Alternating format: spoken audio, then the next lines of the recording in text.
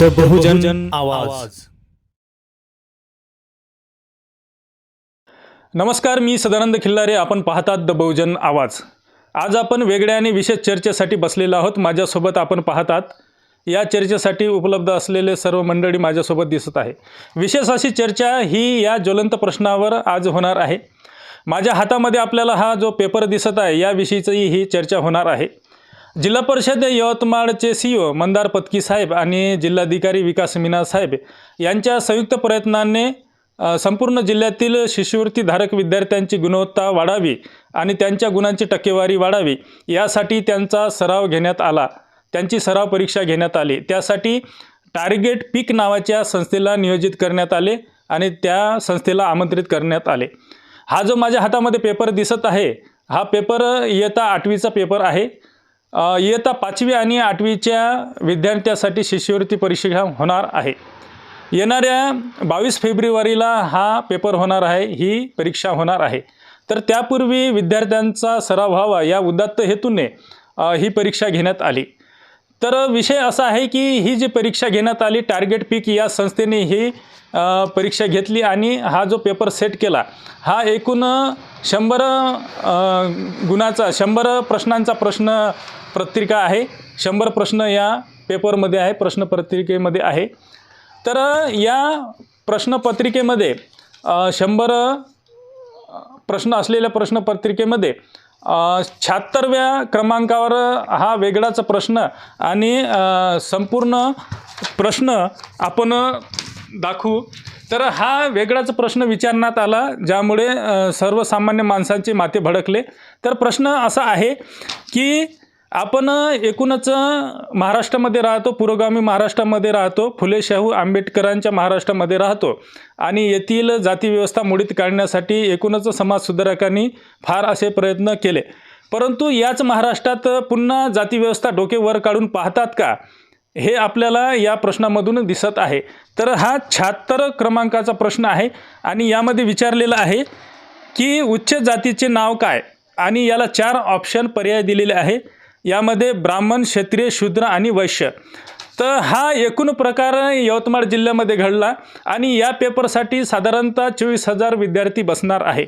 तर हा डोके भडकवणारा प्रश्न जातीव्यवस्था डोके वर काढतो की काय, आणि खरोखर हे षड्यंत्र आहे की चुकीनं झालेलं आहे, तर यावर आपल्याला चर्चा करायची आहे. आणि माझ्यासोबत येथे मंडळीसुद्धा बसलेले आहे, जबाबदार नागरिक आहे आणि सुज्ञ नागरिक आहे की ज्यांना खरोखर संविधानाचं नॉलेज आहे किंवा ते जागरूक नागरिक म्हणून समाजामध्ये वावरतात.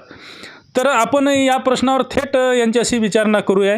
तर सर्वप्रथम माझ्यासोबत विमोद मुदाने आहेत, बहुजन मुक्ती पार्टीचे ते जिल्हाध्यक्ष आहे, प्रभारी आहेत आणि एक सुज्ञ नागरिक म्हणून समाजामध्ये वावरतात आणि संविधानाचं थोडंफार नॉलेज ठेवतात.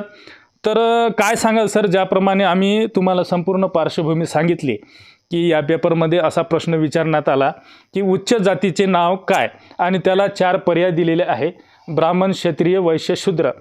तर आपण महाराष्ट्राला पुरोगामी म्हणतो आणि या महाराष्ट्रात अशा प्रकारचा प्रश्न विचारणे, पुन्हा जातीव्यवस्थेने तोंड वर काढावे किंवा जातीव्यवस्था वर यावी की जे जात आहे ती जात नाही, अशा प्रकारचं हा पूर्ण घडलेला आहे. तर काय विचार माणसाल तुम्ही, यावर काय सांगाल? प्रथमतः आपल्या द बहुजन आवाजचे मी अभिनंदन करतो की हा प्रश्न आपण घेत आहात या चॅनलवर आपल्या. आणि त्याचबरोबर टार्गेट पीकॅप नावाची जी संस्था आहे किंवा त्यांनी जे पेपर काढलेला आहे यांचा पहिले मी जाहीर निषेध करतो. आणि यामध्ये जो 100 मार्काचा जो 100 जे याच्यामध्ये प्रश्नावली आहे प्रश्नपत्रिकेमध्ये, आणि ते 22 तारखेला जो पेपर होणार आहे, तर या संदर्भामध्ये मला असं म्हणायचं आहे की जो प्रश्न 76व्या क्रमांकावर तो विचारला गेलेला आहे, उच्च जातीचे नाव काय किंवा नाव काय आहे किंवा कोणती, असा जे प्रश्न आहे हा अत्यंत म्हणजे जे संविधानाच्या अगोदर ह्या गोष्टी चालत होत्या, परंतु संविधान ज्या दिवशी या देशामध्ये लागू झालं आणि या लागू होण्यासाठी अनेक महापुरुषांनी आपले बलिदानसुद्धा दिले आणि अत्यंत महत्प्रयासानं आणि पुरोगामी महाराष्ट्र म्हणून या महाराष्ट्राला सुद्धा संबोधल्या जाते, जे फुले शाहू आंबेडकर, छत्रपती शिवाजी महाराज आणि अशा बहुजन महापुरुषांनी जे जातीयता नष्ट करण्यासाठी जे काम केलेलं आहे, त्याला कुठंतरी छेद देण्याचं काम आणि जी व्यवस्था आधी होती, जी चातुर्वर्ण व्यवस्था जी आधी होती, ती पुन्हा डोकं वर काढत आहे. म्हणजे जी यामध्ये जी ब्राह्मणी व्यवस्था होती त्याला मजबूत करण्याचं काम पुन्हा या टार्गेट पिकअप नावाच्या माध्यमातून जी परीक्षा घेण्यात आलेली आहे आणि त्याच्यामध्ये जे असे प्रश्न विचारले गेलेले आहेत, हे बालमनावर कुठेतरी उच्च जात कोणती आहे हे बिंबवण्याचं काम यामधून केलं जात आहे. आणि ही जी व्यवस्था आहे आजच्या तारखेमध्ये जी आज जेव्हापासून ही व्यवस्था म्हणजे जे आता जे सरकार आहे, ह्या सरकारच्या जेव्हापासून स्थापन झालेलं आहे तेव्हापासूनच ह्या सर्व गोष्टी निदर्शनास आपल्याला येत आहे. आणि त्यामुळे जो पुरोगामी महाराष्ट्र आहे हा पुन्हा जे सुजलाम सुफलाम झालेला महाराष्ट्र आहे हा पुन्हा अधोगतीकडे जातो की काय आणि पुन्हा वर्णव्यवस्थेच्या खाईमध्ये लोटला जाईल की काय, असे मला या प्रसंगी असं वाटते. निश्चितच आपण पाहतो आहे की पुरोगामी महाराष्ट्रामध्ये ह्या सर्व गोष्टी सध्याच्या काळामध्ये अतिशय प्रमाणात घडत आहे. तर यामागचं कारण काय वाटते आपल्याला? ही जे प्रश्नामध्ये जी प्रश्नावली आहे आणि या 76व्या प्रश्नामध्ये हे आलेला प्रश्न आहे, चुकीनं आला असेल का, हे एक षडयंत्र आहे, आपल्याला काय वाटते? चुकीने वगैरे नाही, कारण चूक केव्हा घडते की काही गोष्टी माहीत नसतात तेव्हा चूक घडते. परंतु ह्या सर्व गोष्टी माहीत आहे, महाराष्ट्राला माहीत आहे, अख्ख्या देशाला माहीत आहे की चातुर्वर्ण व्यवस्था या देशामध्ये लागू होती आणि ब्राह्मणी व्यवस्थेनं त्या षडयंत्र केले होते. आजही ब्राह्मणी व्यवस्था मजबूत करण्यासाठी अनेक जे लोक आहेत, आपण मागच्या काही काळामध्ये पाहिलं की अनेक BJPचे खासदार असो, RSSची काही लोक असो, ही लोक आम्ही संविधान संपवण्यासाठीच या देशामध्ये आलेलो आहोत आणि 400 खासदारांचं टार्गेट आम्ही संसदेमध्ये आम्ही करणार आहोत, अशा पद्धतीचे सुद्धा अनेक लोकांनी भाष्य केलेले आहेत. आणि जर 400 लोकांचं टार्गेट जर आमचं पूर्ण झालं तर आम्ही संविधानसुद्धा बदलवू, असे सुद्धा अनेकांचे मत आलेले आहेत. आणि हे मी सांगण्यापेक्षा आपण प्रत्यक्षात तुम्ही अनेकांनी हे अनुभवलं सुद्धा आहे, संपूर्ण देशाला माहीत आहे. परंतु ब्राह्मण तर या देशाची जमातच नाही. ब्राह्मण जर पाहतो म्हटलं, DNA जर विचार केला तर DNAच्या माध्यमातून आपण जर पाहिलं तर 21 मे 2001 रोजी मायकल बामशाद नावाच्या एका शास्त्रज्ञाने हे सिद्धसुद्धा केलेलं आहे की ब्राह्मण या देशाचेच नाहीत तर ते युरेशियाचे आहे. आणि हे अनेकदा अनेक लोकांनी सांगितलेलं आहे. मी सांगतो म्हणूनच नव्हे तर आपण अभ्यास करू शकता, यावर बोलू शकता, पाहू शकता.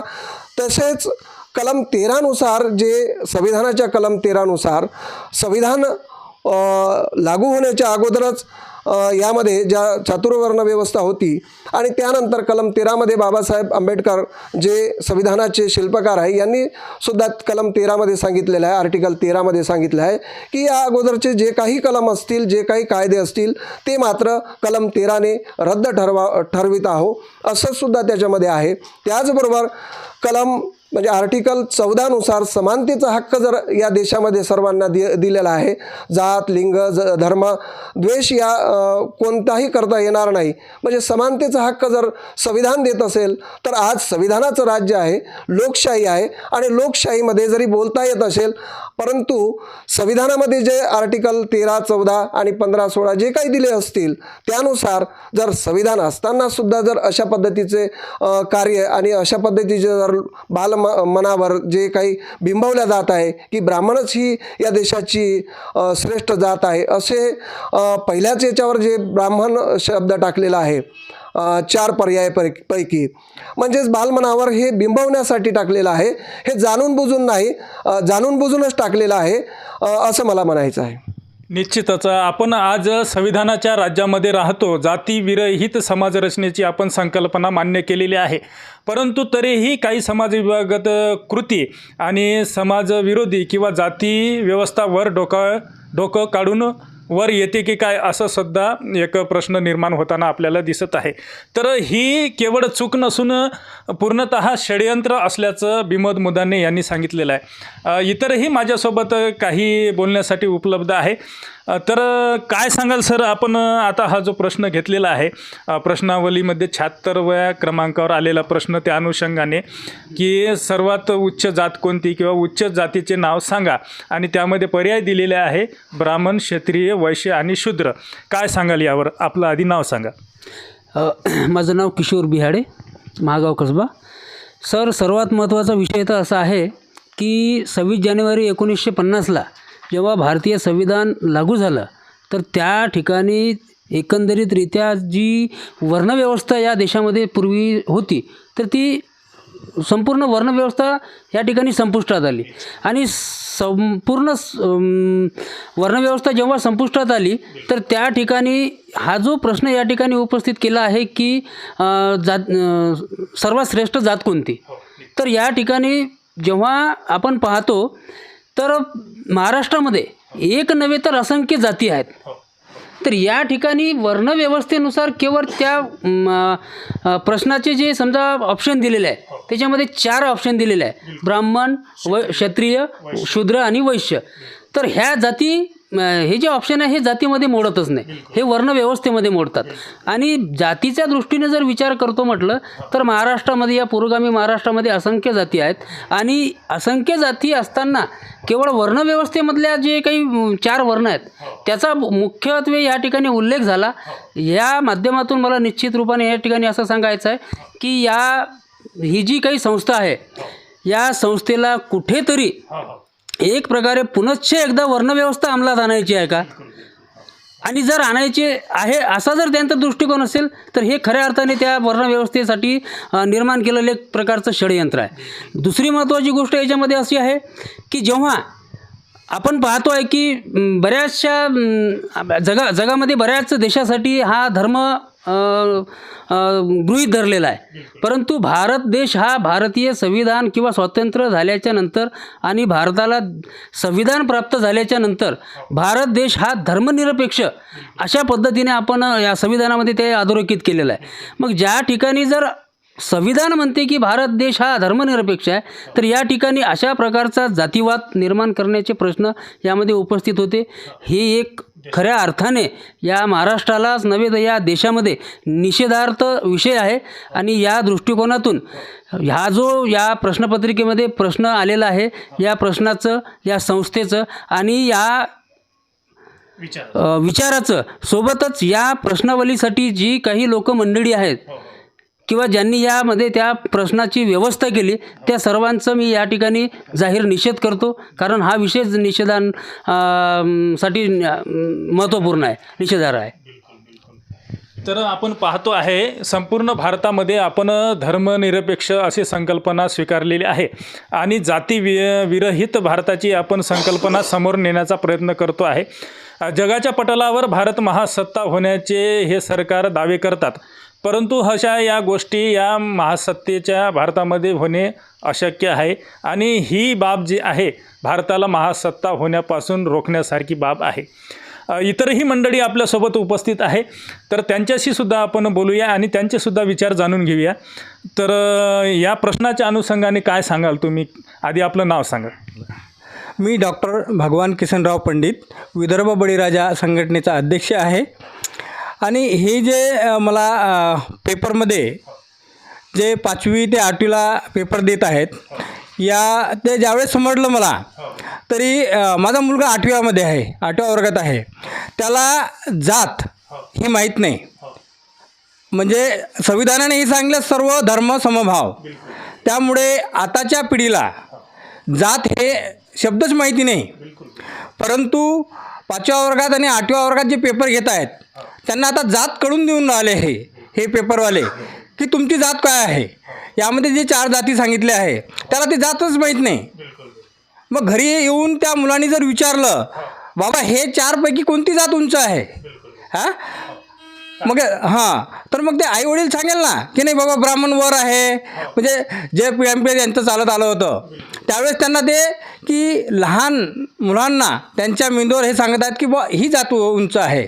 याच्यासाठी हा पेपर काढला आहे का? तुम्ही लहान मुलांच्या डोक्यामध्ये जातीवर्ण टाकत आहे का? त्यांच्या डोक्यामध्ये आता संविधानाने टाकलं की काहीच नाही, सर्व धर्मसमभाव, सर्व धर्मसमभाव जातीने संविधानाने सांगितले आहे. आणि या पेपरवाल्यांनी पिकअप हे टार्गेट केलं आहे. या पिकअप कंपनीवाल्यांनी जे सांगितलं मुलांना सेट केलं आहे, हां, मुलांसाठी पेपर काढला आहे.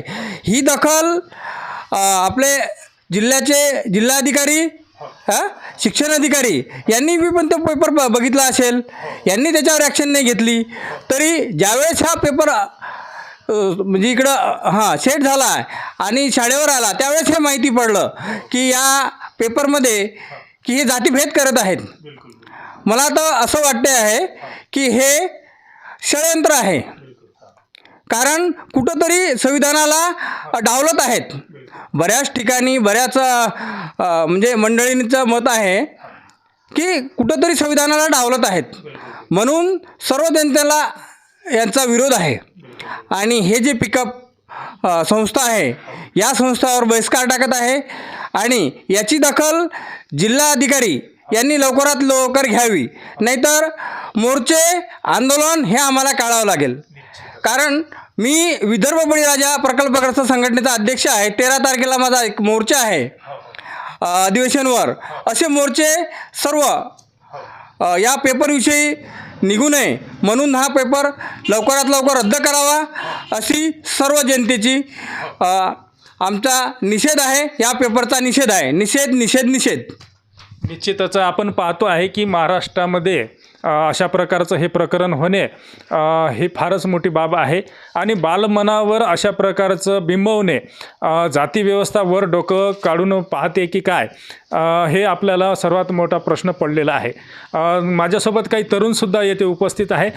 खरोखर त्यांनासुद्धा या व्यवस्थेविषयी काय वाटते, या चुकी व्यवस्थे काय वाटते, किंवा या पेपरविषयी एकूणच काय वाटते, हे षडयंत्र आहे का चुकी आहे, त्यांच्या मनातील सुद्धा भावना आपण जाणून घेऊया. तर काय नाव आपलं? माझं नाव प्रशांत ठाणे.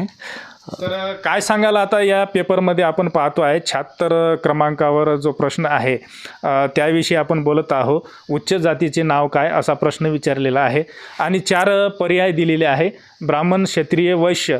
तर याविषयी आपल्याला काय वाटते, काय सांगाल? मुळात सर हा प्रश्नच चुकीचा आहे. आणि त्याच्यात लिहून आहे की उच्च जातीचे नाव काय, आणि त्यांनी ऑप्शन दिलं, हे जे ऑप्शन दिले ब्राह्मण, क्षत्रिय, शूद्र आणि वैश्य, हे सर जातीचे नाव नसून हे एक वर्ण व्यवस्था आहे. वर्ण होते, ब्राह्मण एक वर्ण होतं, क्षत्रिय वर्ण, शूद्र आणि वैश्य. म्हणून प्रश्नसुद्धा चुकीचा आहे आणि ऑप्शनसुद्धा चुकीचे आहे. आणि भारतात राज्यघटना लागू झाल्यापासून संविधानानं आपल्याला देश हा धर्मनिरपेक्ष आहे आणि त्यामध्ये जाती आणि धर्माला काही विशेष स्थान नाही आहे. देश हा प्रथम आहे. आणि पुरोगामी महाराष्ट्रात, फुले शाहू आंबेडकरांच्या महाराष्ट्रात असा प्रश्न विद्यार्थ्यांच्या अभ्यासात क्रमात येणं किंवा त्यांना परीक्षेत येणं, याचं खूप आम्ही निषेध करतो ह्या गोष्टीचा. आणि असं तर व्हायलाच नाही पाहिजे. कारण की आपण विद्यार्थ्यांना धर्मनिरपेक्षता शिकवायला पाहिजे. परंतु अशा प्रकारचा जर प्रश्न येत असेल तर नक्कीच हे भारताच्या उज्ज्वल भविष्यासाठी कुठं ना कुठे अंधारात टाकण्यासारखं आहे. आणि जे रूढी परंपरा ज्या आपण सोडल्या होत्या, ज्या रूढी परंपरा, ज्या जाती व्यवस्थेनं आपल्या देशाचा सत्यानाश केला, तीच व्यवस्था परत आणण्यासाठी हे कुठं ना कुठे षडयंत्र आहे. आणि या सगळ्यांचा आम्ही निषेध करतो. तर भारताने धर्मनिरपेक्ष ही संकल्पना स्वीकारली आहे. आणि आजचं जे सरकार आहे ते भारत हे महासत्तेकडे जाण्याचा दावा करते. परंतु पुरोगामी महाराष्ट्रामध्ये अशा प्रकारचा प्रकार होणे हे फारच चुकीची गोष्ट आहे. एकूणच 5वी आणि इयत्ता 8वीच्या विद्यार्थ्यांच्या या पेपरमध्ये हा प्रश्न सेट करण्यात आला. आणि एकूणच या माध्यमातून बालमनावर जाती व्यवस्थेचं गारूड आणखीही रूढ करण्यात येते की काय, हे चुकी झाली की षडयंत्र आहे, अशा प्रकारचं उहापोह या चर्चेच्या माध्यमातून आपण करण्याचा प्रयत्न केला. जात आहे ती अजूनही जात नाही, अशा प्रकारचा येथे सर्वात मोठा प्रश्न उभा राहिलेला आहे. या माध्यमातून आपण संपूर्ण या लोकांच्या प्रतिक्रिया जाणून घेण्याचा प्रयत्न केला आणि खरोखरच जर आपण संपूर्ण भारत महासत्ता होण्याच्या मार्गक्रमणावर आहो, तर मग जाती व्यवस्थेचं येथे डोकं वर काढून हे फारच घातक ठरणार आहे. तेव्हा या व्यवस्थेमधून आणि यामधून सर्व जागरूक नागरिकांनी या पेपरविषयी, या प्रश्नाविषयी एकूणच निषेध केलेला आहे. एकूणच या पेपरविषयी, या प्रश्नाविषयी आपण पाहणाऱ्यांनासुद्धा काय वाटते, आपली प्रतिक्रिया जरूर नोंदवा. सदानंद खिल्लारे, द बहुजन आवाज, दारवा.